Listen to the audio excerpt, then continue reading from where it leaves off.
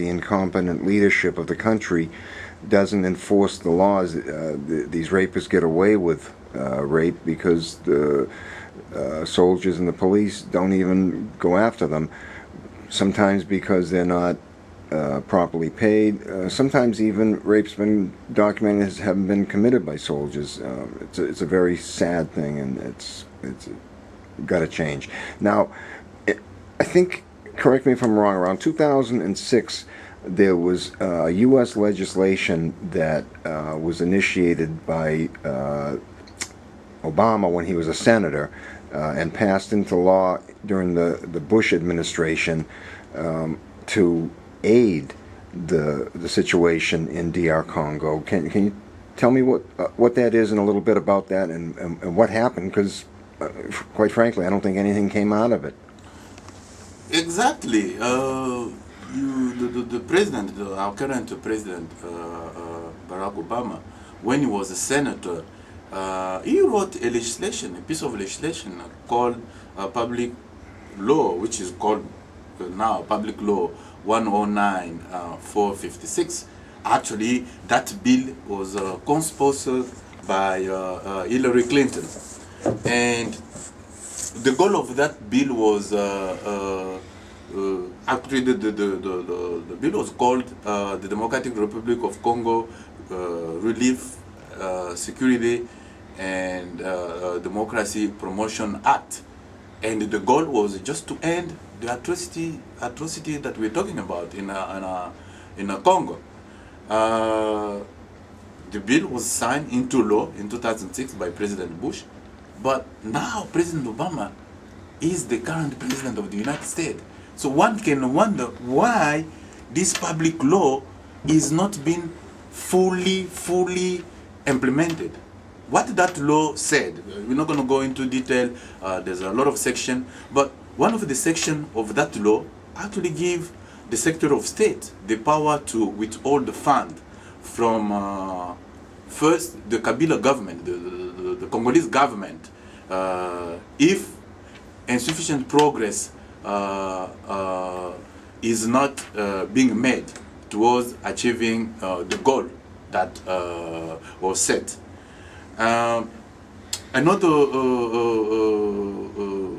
action that bill does is for the Secretary of State to withhold the fund from countries that are acting to destabilize the Congo.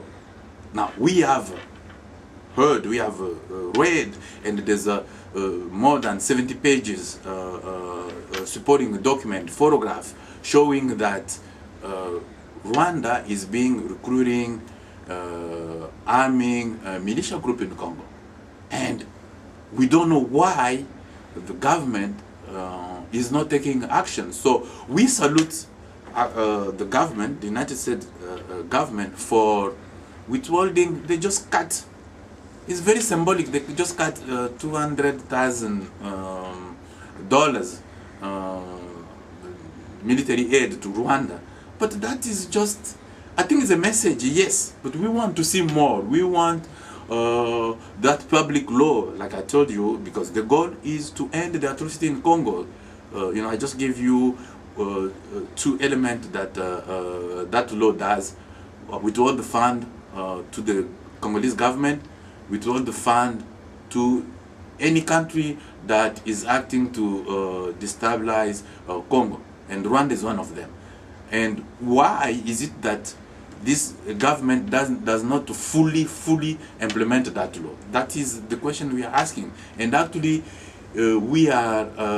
This is the request we are asking the government. We thank them for doing what they have done already, but much more need to be done.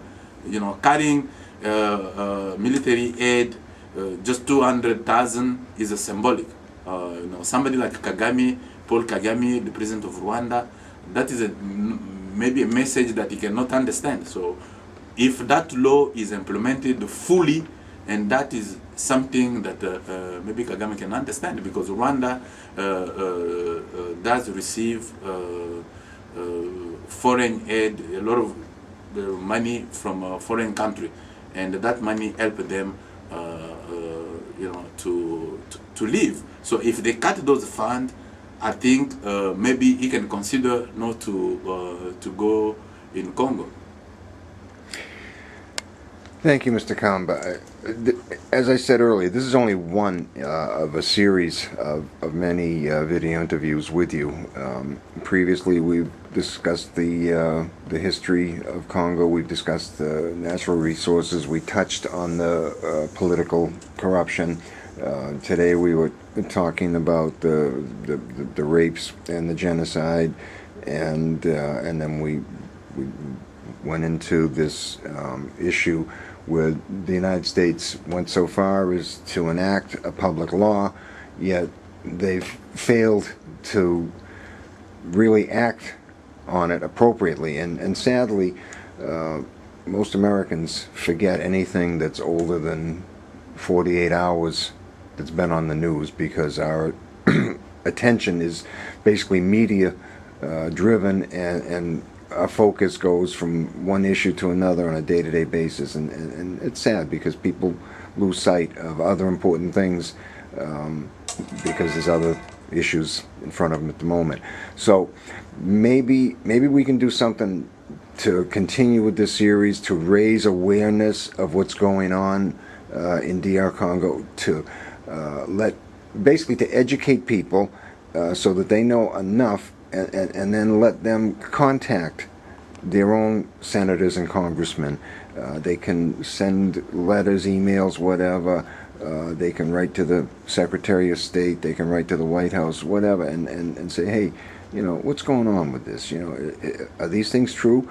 Now, during this series of interviews, we haven't yet provided a huge list of actual citations that people can go back and look up and authenticate everything that we've been talking about. But certainly anybody can go on the internet and Google what we've been talking about, and you'll see that what we've been discussing is all supported.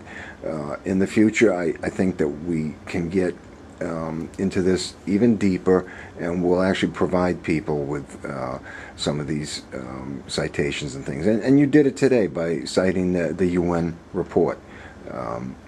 And we did it with this legislation. So I think that this is only the beginning of raising people's awareness, and hopefully by people first understanding what's going on in Congo, that there really does need to be a change of leadership. There's massive human rights atrocities going on there. People, not just women, men are getting raped over there too. There's a huge number of male rapes over there. It's a way of punishing the ethnic people that really do seem to be the targets of a genocide. And genocide's a pretty strong word. We've heard about it in Darfur, we've heard about it in other places, but up until now, I've heard about it, but I'll bet hardly anybody else that I know, besides you, has even heard that there actually has been a systematic genocide going on in DR Congo with some of the ethnic people that live there. And much of this is directed from Rwanda, where there was a massive genocide years back, not that many years back, by the way, that absolutely shocked the world. Well, you know what? The numbers of people that have been killed in DR Congo exceed the number of peoples that were killed in Rwanda. And yet everybody knows about what happened in Rwanda, and nobody knows about what is going on in DR Congo. And that's why we need to continue this series. Thank you. Surely.